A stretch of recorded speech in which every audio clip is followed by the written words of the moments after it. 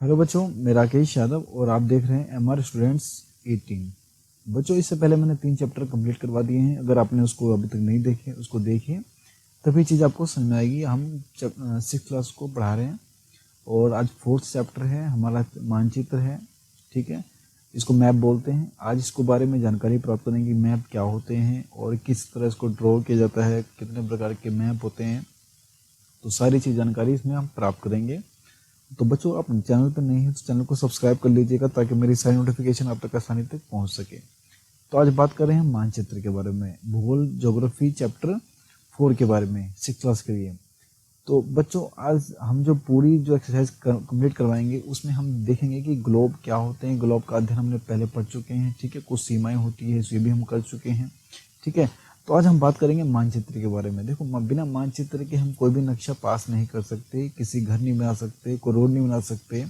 बिना मानचित्र के कहीं हम जा नहीं सकते, है ना। पहले भी लोग जिस टाइम पे मैप्स नहीं होते थे, गूगल नहीं होती थी, तो उस टाइम पे सन और चंद्रमा का प्रयोग करते थे मानचित्र के थ्रू। ठीक है, तो आपको ये भी याद रखना है। तो आज हम बात करेंगे मानचित्र के बारे में। तो सबसे पहले बात करते हैं, अपने देश, राज्य, जिला, शहर और गांव के बारे में अध्ययन करना चाहते हैं। ठीक है, तो ये हमारे लिए उतना उपयोगी साबित नहीं होता है। ठीक है, ऐसी स्थिति में हम मानचित्र का उपयोग करते हैं। ठीक है, तो कहीं मैं आपको बता दिया, अगर आपको घर भी बनाना है तो मानचित्र बनाना पड़ेगा। अगर मेरे को किसी घर भी जाना है तो मानचित्र के थ्रू जाना पड़ेगा। ठीक है, पहले मैं राइट लूँगा, लेफ्ट लूँगा, ये सब किससे होगा? सब मानचित्र से ही होगा।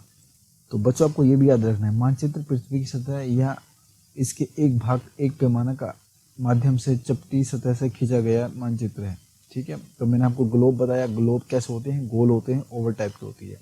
उसी ग्लोब को हम फ्लैट कर देते हैं, पेपर के बेस पे कर देते हैं, वो उसको मानचित्र कह देते हैं हम। ठीक है, तो आपको ये भी याद रखना है। अब बात करते हैं, लेकिन एक गोलाकार सतह को पूरी तरह से चपटा करना असंभव है। ठीक है, अगर कोई ग्लोब है उसको मैं बिल्कुल मैं क्या करता हूँ, समतल कर देता हूँ, चपटा कर देता हूँ, तो ऐसा करना संभव नहीं है। ठीक है, सभी चीज़ को हम दिखा नहीं सकते चपटे हुए मानचित्र के अंदर। तो मानचित्र हमारी विभिन्न जरूरतों के लिए आवश्यक है। मैंने आपको पहले बताया, बहुत जरूरी है मानचित्र। कुछ मानचित्र एक छोटे से क्षेत्र को व कुछ तथ्यों को दर्शाता है। ठीक है, सभी चीज़ को वो शो नहीं कर सकता। दूसरे मानचित्र में बड़ी किताब की तरह तथ्य हो सकते हैं। जब बहुत से मानचित्र को एक साथ रख दिया जाए तब एक एटलस बन जाती है। बच्चों, दोबारा ध्यान देना, जब बहुत से मानचित्र को एक साथ रख दिया जाता है तो क्या बन जाता है बच्चों? एटलस बन जाता है। क्वेश्चन बन सकता है कि एटलस कैसे होते हैं और एटलस किसे कहते हैं। ठीक है, तो आपको ये भी याद रखना है। एटलस विभिन्न प्रकार तथा अलग अलग पैमानों पर से खींची गई मापों पर आधारित होता है। ठीक है, अलग अलग मापों पर क्या होते हैं? आधारित होते हैं। आपको ये भी याद रखना है। मानचित्र से एक ग्लोब की अपेक्षा हमेशा ज़्यादा जानकारी प्राप्त होती है ना बच्चों। मानचित्र से एक ग्लोब की अपेक्षा ज़्यादा जानकारी प्राप्त होती है। मानचित्र पर यह था कि पूरी चीज़ को हम बारीकी से देख सकते हैं। मानचित्र विभिन्न प्रकार के होते हैं, जिनमें से कुछ नीचे वर्णित किए गए हैं। तो हम इसके बारे में बात करेंगे। पहला जो होता है भौतिक मानचित्र बोलते हैं। क्या बोलते हैं बच्चों? भौतिक मानचित्र। ठीक है, तो इसमें क्या होता है? पृथ्वी की प्राकृतिक आकृति, जैसे कि पर्वत, पठार, मैदान, नदियों, महासागर इत्यादि को दर्शाने वाली चीज़ों क्या बोलते हैं? हम भौतिक मानचित्र बोलते हैं। इसमें क्या है? पर्वत होते हैं, पठार होते हैं, मैदान होते हैं, नदियाँ होती है, इस चीज़ के बारे में जानकारी प्राप्त होती है, तो इसको हम मानचित्र कहते हैं। ठीक है बच्चों, अब बात करते हैं राजनीतिक मानचित्र। राजनीतिक मानचित्र किसको बोलते हैं? जिसमें राज्य, नगर, शहर तथा गांवों और विश्व के विभिन्न देशों या राज्यों के बारे में या उनकी सीमा को दर्शाने वाले मानचित्र को दर्शाते हैं, उसे क्या बोलते हैं? राजनीतिक मानचित्र कहते हैं। ठीक है, ये आपको ये भी याद रखना है बच्चों। अब आगे बढ़ते हैं, हम अब आगे देखते हैं कि क्या होता है थीमेटिक मानचित्र किसको बोलते हैं। बच्चों, आपको याद रखना है, कुछ मानचित्र विशेष जानकारी प्रदान करते हैं। जैसे कि सड़क मानचित्र होता है, किसी का सड़क का नक्शा पास करना होता है, उसको सड़क मानचित्र बोलते हैं। वर्षा मानचित्र, जहाँ पे वर्षा को दर्शाता है कि वर्षा कहाँ कहाँ ज़्यादा होती है, तो उसको भी मानचित्र बोलते हैं। वन तथा उद्योग आदि के कारण वितरण दर्शाने वाले मानचित्र को भी कहते हैं। ठीक है, आपको ये भी याद रखना है। इस प्रकार के मानचित्र को थीमेटिक मानचित्र कहा जाता है बच्चों। इस मानचित्र में दी गई सूचना के आधार पर इन उचित नामकरण पर दिया जाता है। ठीक है, तो सबसे पहले क्या होता है कि थीमेटिक मानचित्र के अंदर मानचित्र के 3 घटक होते हैं। कौन कौन से होते हैं? दूरी होती है, दिशा होती है और प्रतीक होती है। तो इसी के बारे में हम पूरी जानकारी प्राप्त करेंगे। दूरी क्या होती है? डिस्टेंस होती है। दिशा क्या होती है? डायरेक्शन होती है, प्रतीक क्या होती है, सिंबल बोलते हैं इसको, है ना बच्चों। अब आगे बढ़ते हैं। हमारा जो पहला है दूरी। दूरी मानचित्र एक आरेखण होता है। क्या होता है बच्चों, आरेखण होता है, जो कि पूरे विश्व या उसके एक भाग को छोटा कर कागज के पन्ने पर दर्शाया जाता है। मैंने आपको बता दिया ना, ग्लोब को अगर चपटा कर दे तो पूरा क्या बन जाता है, मानचित्र बन जाता है। ठीक है, बिल्कुल कागज पर जो उतारी जाती है उसको भी मानचित्र बोलते हैं बच्चों। ठीक है, या फिर ये भी कह सकते हैं जब कागज पर एक छोटी सी दूरी स्थल की बड़ी दूरी को व्यक्त करती है, इसलिए इस उद्देश्य के लिए एक पैमाना चुना जाता है, जिसको हम क्या बोलते हैं, मानचित्र बोलते हैं। दोबारा समझा रहा हूँ, जब कागज पर एक छोटी सी दूरी, ठीक है, कागज पर एक छोटी सी दूरी स्थल की बड़ी दूरी को व्यक्त करती है, इसलिए इस उद्देश्य के लिए एक पैमाना जो है चुना जाता है, जिसको हम मानचित्र बोलते हैं। ठीक है बच्चों, एग्जाम्पल के थ्रू मैं बताना चाहूँगा। उदाहरण के लिए आपके विद्यालय एवं आपके घर के बीच की दूरी 10 किलोमीटर है। ठीक है, आपके विद्यालय और आपके घर की दूरी कितनी है,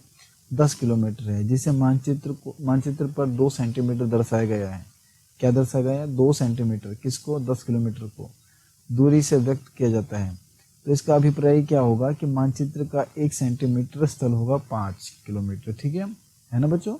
तो 1 सेंटीमीटर कितना होगा, 5, तो 2 सेंटीमीटर कितना हो जाएगा, 10। ठीक है, तो इस तरह छोटे से पार्ट को दर्शाया जाता है इसके अंदर, क्योंकि इसमें इतना जगह नहीं होती कि हम इसको 10 किलोमीटर के हिसाब से ही इसको बांट सकें। ठीक है बच्चों, तो इस तरह की कुछ दूरी को हम मैप के थ्रू देख सकते हैं।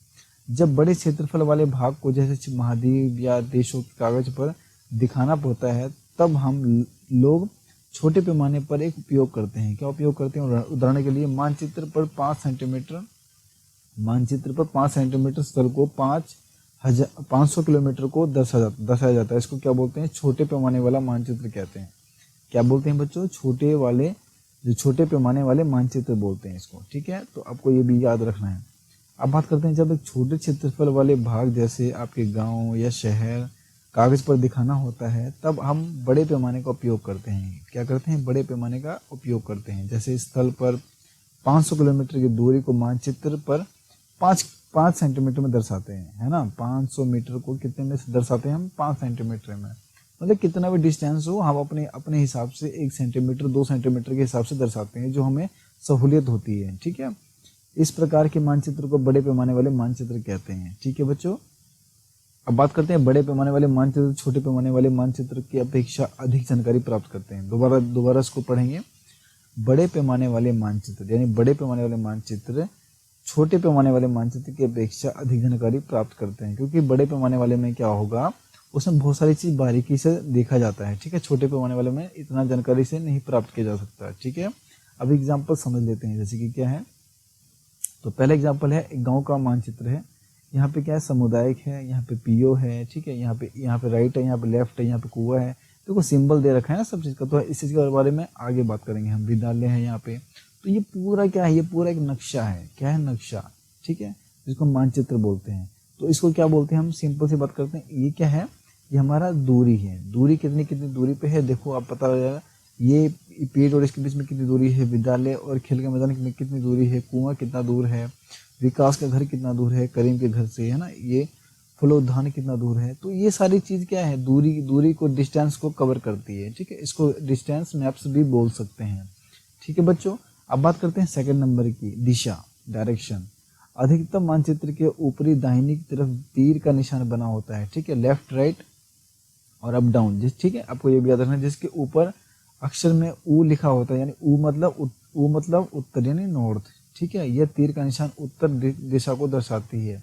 इसे उत्तर रेखा कहा जाता है। क्या बोलते हैं बच्चों, उत्तर रेखा कहा जाता है। जब आप उत्तर के बारे में जानते हैं, तब आप दूरी दिशाओं से जैसे पूर्व पश्चिम तथा दक्षिण के बारे में पता लगा सकते हैं, है ना, कि हमारे लेफ्ट क्या होगा, राइट क्या होगा, अप क्या होगा और डाउन क्या होगा, है ना बच्चों। आपको ये भी याद रखना है।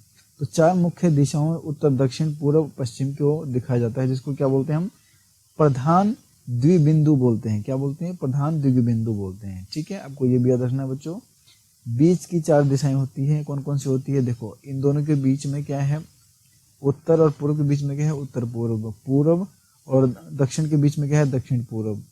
अब दक्षिण और पश्चिम के बीच में क्या है, दक्षिण पश्चिम। ठीक है, और क्या है, उत्तर और पश्चिम के बीच में क्या है, उत्तर पश्चिम, ठीक है। तो बच्चों आपको इस तरह का दिखाया जाता है, आपको ये भी याद रखना है। तो बीच में ये क्वेश्चन बनते हैं, तो मैं आपको आगे समझाऊंगा कि कैसे क्या होता है, ठीक है बच्चों। तो आगे हम बात करते हैं क्या, आगे जो हमारा जो है प्रतीक, प्रतीक किसको बोलते हैं बच्चों, प्रतीक बोलते हैं सिंबल को। सिंबल के माध्यम से हम भी किसी को मानचित्र बना सकते हैं, किसी का मानचित्र भी बना सकते हैं प्रतीक के माध्यम से, सिंबल के माध्यम से भी, ठीक है। मैं बताऊंगा कैसे। सपोज करो ये किसी भी मानचित्र का तीसरा प्रमुख घटक है, मतलब तीसरा जो मुख्य घटक है किसी भी मानचित्र के पर वास्तविक आकार का एवं प्रकार का विभिन्न आकृति होती है, जैसे कि भवनों का और सड़क, पुल, वृक्षों, रेल की पटरी आदि कुएं को दिखाना संभव नहीं होता है ना। अब बना तो नहीं, मानचित्र में बना तो नहीं सकते ये क्या क्या है, तो इसलिए हम क्या रखते हैं, इसका नाम रख देते हैं। क्या रख देते हैं, नाम। जैसे कि एग्जाम्पल के थ्रू देखो, रेलवे लाइन को हमने इस मैप के थ्रू कर दिया गया, ठीक है। बड़ी लाइन कौन सी है, ये वाली। छोटी लाइन कौन सी, रेलवे स्टेशन कौन सा है, ये RS लिखा हुआ है ना। तो अपने हिसाब से कर सकते हैं। अब कोई भी मानचित्र बनाएंगे खुद भी कहीं का भी, तो सड़कें जो होगी, सड़कें ऐसी है, पक्की कच्ची ऐसी है, तो इस हिसाब से हम क्या कर सकते हैं, बना सकते हैं। और ऐसे मानचित्र होते हैं, इसको सिंबल मैप बोलते हैं। इसको क्या बोलते हैं, सिंबल मैप, जिसको रूढ़ चिन्ह बोलते हैं। इसको क्या बोलते हैं बच्चों, रूढ़ चिन्ह बोलते हैं इसको, ठीक है। पोस्ट ऑफिस से क्या होगा, PO बोलते हैं। पोस्ट ऑफ टेलीग्राफ से क्या होगा, PTO बोल दिया। पुलिस स्टेशन से क्या हो गया, PS बोल दिया। तो हम अपने तरीके से ही क्या कर दिया, इसका नाम रख दिया। तो इस तरह के मानचित्र क्या बोलते हैं, रूढ़ मानचित्र बोलते हैं। क्या बोलते हैं बच्चों, रूढ़ मानचित्र। देखो समझ लो, जैसे कि क्या है, इसमें सिंबल है। अब RS है, RS का मतलब क्या हो गया, अभी मैंने बताया था ना RS क्या बोलते हैं RS को। अब ये यहाँ पे था, RS को क्या बोलते हैं, रेलवे स्टेशन को बोल दिया। क्या इसको बोल दिया, रेलवे स्टेशन को बोल दिया RS, है ना। तो PS को क्या बोल दिया, पुलिस स्टेशन बोल दिया, ठीक है। तो इस सिंबल के थ्रू यहाँ पुलिस स्टेशन थोड़ा ना बना सकते, नहीं बना सकते, इसलिए क्या कर दिया हमने, ये नाम रख दिया, PS RS, ये क्या रख दिया, नाम रख दिया, ठीक है बच्चों। इसको रूढ़ बोलते हैं, रूढ़ मैप बोलते हैं इसको, ठीक है। अब ये सारा चीज आपको समझ में आ गया होगा। अब आगे बढ़ते हैं हम इसको प्रतीक भी कह सकते हैं, यानी रूढ़ प्रतीक का मतलब हो गया जो सिंबल के थ्रू दिखाया जाता है, ठीक है।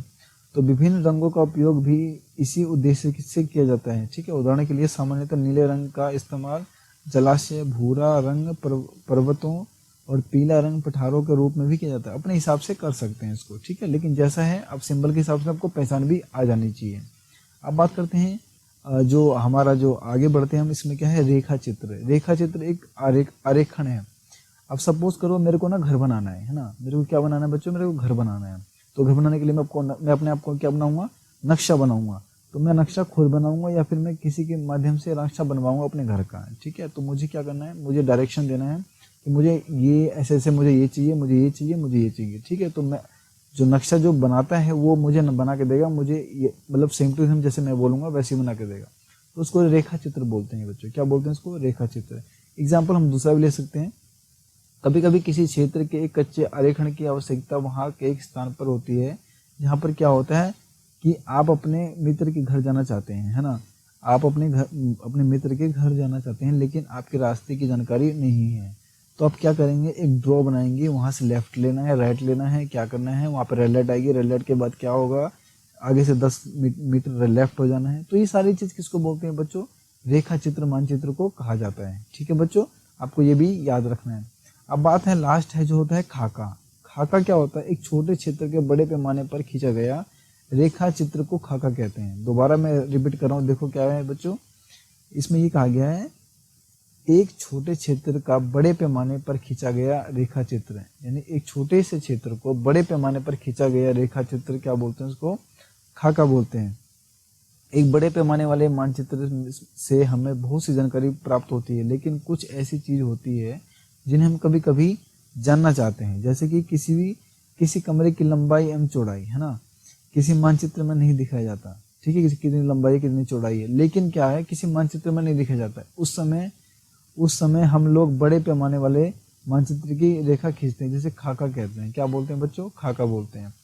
एक खाका किसको बोलते हैं समझ गए, जैसे कि मैंने बोला कि घर बनाना है ना मुझे, तो घर बनाने के लिए मुझे क्या करना पड़ेगा, कमरे की लंबाई कितनी होगी, है ना, दरवाजा कितना खुलेगा, कितने डायरेक्शन में खुलेगा, है ना, कितनी खिड़की बनेंगी, कैसे बनेंगी, क्या लंबाई रहेगी उसकी, तो सभी किस में आते हैं, खाका में आते हैं बच्चों, ठीक है बच्चों। ये चैप्टर कंप्लीट हो गया है।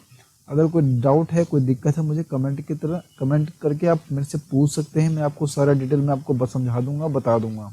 अगर आपको कोई भी दिक्कत है, कोई भी डाउट है तो कमेंट जरूर करें, और आप चैनल पर नए हैं तो चैनल को सब्सक्राइब जरूर करें बच्चों।